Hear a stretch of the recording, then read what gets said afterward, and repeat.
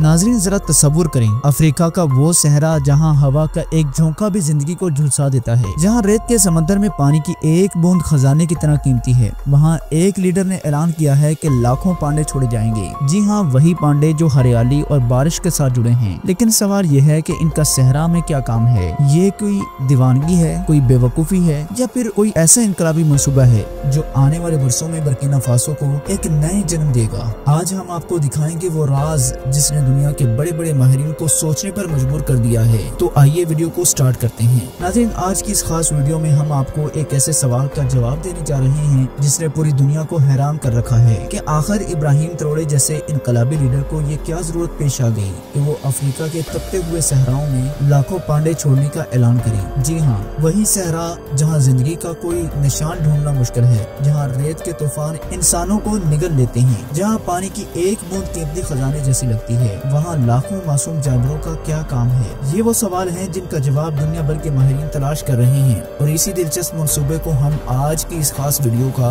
मौजू बनाने जा रहे हैं। दोस्तों, जब हम बर्किना फासो पर नजर डालते हैं तो हमें एक हैरानकुन हकीकत सामने आती है कि इस मुल्क का तकरीबन 40% हिस्सा अपने सहराओं पर मुश्तमिल है, जहाँ न बारिश बरसती है और न ही हरियाली दिखाई देती है। ये वो इलाके हैं जो सदियों से खाली पड़े हैं, जहाँ इंसान का बसना तकरीबन नामुमकिन समझा जाता है। लेकिन इब्राहिम ट्रोरे ने फैसला किया है कि वो इन बंजर जमीनों को वीरान नहीं छोड़ेंगे। इनका मकसद ये है कि इन सहराओं को आबाद किया जाए, इन रेत के टीलों में जिंदगी वापस लाई जाए और इन इलाकों को मुल्क की मईशत का नया मरकज बनाया जाए। इस ख्वाब की तकमील के लिए उन्होंने कुदरत के उस जानवर को मुंतखब किया है जिसे दुनिया का सबसे मासूम और पुरअमन जानवर कहा जाता है। एक ऐसा जानवर जो अपनी खुराक और आदात के जरिए जमीन को जरखेज बनाता है, सब्जा उगाता है और आहिस्ता आहिस्ता बारिश को अपनी तरफ खींच लेता है। जी हाँ नाज़रीन, ये वही पांडा है जो इसी ख्वाब को हकीकत में बदलने के लिए इब्राहिम ने फैसला किया है कि सहरा के बीचों बीच लाखों पांडे छोड़े जाएंगे। दरअसल पांडे अपनी खुराक और आदात के जरिए एक ऐसा कुदरती माहौल बनाते हैं जिससे जमीन रफ्ता रफ्ता जरखेज हो जाती है। पांडे बांस को बहुत ज्यादा मिकदार में खाते हैं और इनके फुजले में वो तमाम अज्जा मौजूद होते हैं जो मिट्टी को दोबारा जिंदगी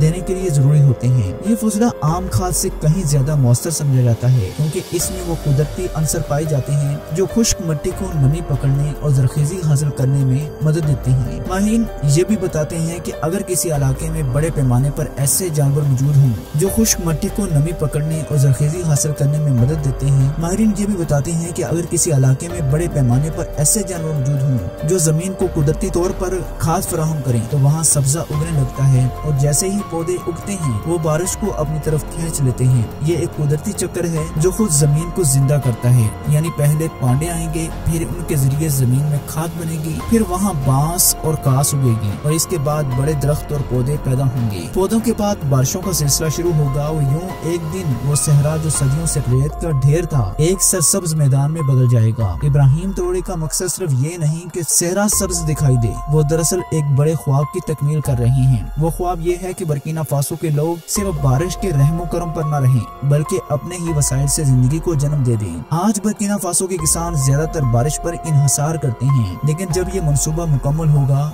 तो वही किसान अपने सहराओं में उगाई गई फसलों से न सिर्फ पूरे मुल्क बल्कि पूरे खित्ते को खुराक फराहम कर सकेंगे। ये मंसूबा ज़राअत के साथ साथ नई बस्तियों की बुनियाद भी रखेगा। जब जमीन जरखेज होगी तो लोग वहाँ मकानात तमीर करेंगे, बाजार आबाद होंगे, सड़कें और स्कूल बनेंगे। यूं वो इलाके जो आज वीरान और खाली हैं कल एक खुशहाल शहर की सूरत इख्तियार कर लेंगे। ये सिर्फ जमीन को जरखेज करने का नहीं बल्कि पूरी तहजीब को जिंदा करने का मंसूबा है। दोस्तों, पांडों को सहराओं में छोड़ने के पीछे एक और मकसद ये भी है कि पानी के कुदरती जखायर पैदा करना। जब सब्जा आता है तो बारिश बढ़ती है और बारिश के बाद जमीन में कुदरती नदी नाले बनते हैं। वही पानी फिर किसान के खेतों में जाता है और बस्तियों की जरूरियात पूरी करता है। इसी तरह आहिस्ता आहिस्ता एक पूरा निजाम वजूद में आ जाता है। इब्राहिम ट्रोरे चाहते हैं कि इनके लोग सिर्फ कुएं खोदकर पानी तलाश न करें बल्कि कुदरत खुद इनके लिए बारिश बरसाए और नदियों को जन्म दे दे। नाज़रीन, इब्राहिम ट्रोरे का मंसूबा सिर्फ पांडों तक महदूद नहीं है।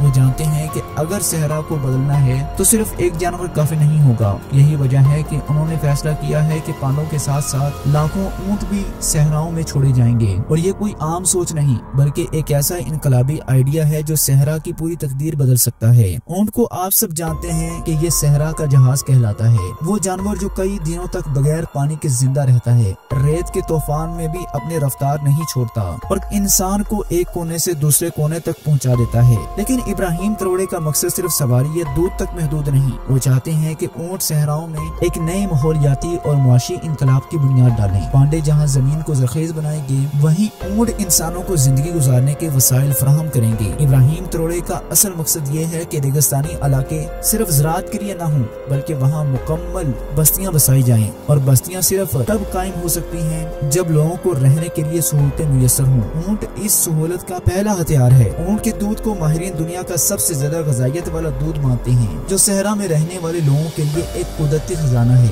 इसके अलावा ऊंट बारिश न होने की सूरत में भी दूर दराज से सामान ढोने में मदद करेंगे और यूं तजारत और आमदोरफ्त का नया सिलसिला शुरू होगा। ये मनसूबा एक दूसरे तरीके से भी कमाल रखता है। जब सहराओं में ऊंट बड़ी तादाद में घूमेंगे तो वह बीजों को एक जगह से दूसरी जगह ले जाएंगे। ऊंट जब खाने के बाद चलते हैं तो उनके फुजरे में वही बीज शामिल होते हैं और ये बीज जमीन पर गिरकर नए पौधों को जन्म दे देते हैं। जो एक खामोश लेकिन कुदरती बीज होने का अमल शुरू हो जाता है और यही बीज बाद में दरख्तों और घास के जंगलात में बदल सकते हैं। गोया ऊंट न सिर्फ इंसान की खिदमत करेंगे बल्कि जमीन को सरसब्ज बनाने में भी पांडों के साथ अपना किरदार अदा करेंगे। इब्राहिम त्रोड़े ने इस मंसूबे को सिर्फ माहौलियात के लिए नहीं बल्कि मुस्तकबिल की मईशत के लिए भी सोचा है। आज दुनिया भर में ऊंट के दूध और गोश्त की मांग बढ़ रही है। यूरोप और मशरिक़ वस्ता के कई ममालिक ऊंट के दूध को दवा के तौर पर इस्तेमाल करते हैं। अगर बर्किना फासो के सहराओं में लाखों ऊंट आबाद हो जाएं, तो ये एक नई सनत को जन्म दे देगा। लोग ऊंट के दूध को बेचकर करोड़ों डॉलर्स कमाएंगे। ऊंट की खाल से मसनूआत तैयार होंगी और यूं एक ऐसा मुआशी इनकलाब आएगा जिसके बारे में पहले कभी किसी ने सोचा भी न था। सोचिए कि एक तरफ सहरा की रेत, तपती हुई हवाएं और प्यास से निढाल जमीन है और दूसरी तरफ इब्राहिम त्रोड़े हैं जो इस मुर्दा जमीन को एक जिंदा दुनिया में बदलने जा रहे हैं। जहाँ बांस के जंगल होंगे वहाँ ऊँटों के काफिले भी चलेंगे। जहाँ पांडे अपनी मासूमियत से जमीन को जरखेज बनाएंगे, वहीं ऊंट अपनी ताकत से इंसान को सहूलत फराहम करेंगे और ये सब मिलकर एक ऐसी तस्वीर पेश करेंगे जो आज तक किसी के ख्वाब में भी न देखी हो। ये मनसूबा दरअसल एक मुकम्मल सहरा पैकेज है, यानी सिर्फ पौधों या पानी नहीं बल्कि जानवर, ज़राअत, बस्तियाँ, तजारत और जिंदगी के तमाम वसाइल। इब्राहिम त्रोड़े का मकसद ये है कि बर्किना फासो के सहरा किसी मखलूक के लिए मुश्किल न रहे बल्कि हर जानदार के लिए जिंदगी का नया दौर बन जाए। ये सिर्फ एक माहौलियाती मनसूबा नहीं बल्कि आने वाली नस्लों के लिए उम्मीद का बीज है। नाज़रीन, आपने देखा कि इब्राहिम त्रोड़े ने किस तरह सहरा के मुर्दा दिल में नई जिंदगी फूंकने जा रहे हैं। लाखों पांडे और ऊंट मिलकर वो इनकलाब लाने वाले हैं, चाहे जिसका आज तक किसी ने तसव्वुर भी नहीं किया था। सवाल यह है कि अगर एक लीडर चाहे तो रेत के समंदर को भी सरसब्ज वादी में बदल सकता है, तो हम अपनी जमीन को क्यों नहीं बदल सकते। ये मंसूबे सिर्फ बर्किना फासो के नहीं बल्कि पूरी इंसानियत के लिए एक सबक है कि अगर अज़म और नियत सच्ची हो तो नामुमकिन भी मुमकिन हो जाता है। तो दोस्तों, अब आपकी बारी है। अगर आपको लगता है कि इब्राहिम त्रोड़े का ये ख्वाब वाकई ही दुनिया बदल सकता है तो इस वीडियो को ज्यादा से ज्यादा शेयर करें ताकि ये पैगाम हर कोने तक पहुँचे। नाज़रीन, एक बात तो तय है, आपने देखा कि इब्राहिम त्रोड़े किस तरह सहराओं के दिल में नई जिंदगी का ख्वाब बो रहे हैं। पांडों की मासूमियत और ऊंटों की ताकत को मिलाकर वो वही तस्वीर बनाना चाहती हैं जो कभी सिर्फ एक ख्वाब थी। ये मंसूबा सिर्फ जमीन को जरखेज बनाने का नहीं बल्कि इंसानियत को नई उम्मीद देने का ऐलान है। सवाल ये है कि क्या वाकई ही एक लीडर का ख्वाब सदियों के मुर्दा रेगिस्तान को जन्नत में बदल सकता है? शायद वक्त ही इसका जवाब देगा। मगर एक बात तय है कि इब्राहिम त्रोड़े ने साबित कर दिया है कि नामुमकिन सिर्फ एक वहम है। दोस्तों, अगर आपको लगता है कि ये इनकलाब दुनिया बदल सकता है तो अपनी राय नीचे कमेंट सेक्शन में जरूर दें। वीडियो को ज्यादा से ज्यादा शेयर करें और मजीद ही ऐसी इंफॉर्मेटिव वीडियोस के लिए हमारे चैनल को जरूर सब्सक्राइब करें। अब हम मिलते हैं एक अगली शानदार वीडियो में। तब तक के लिए अल्लाह हाफिज एंड टेक केयर। अस्सलामु अलैकुम वरहमतुल्लाहि वबरकातुहू।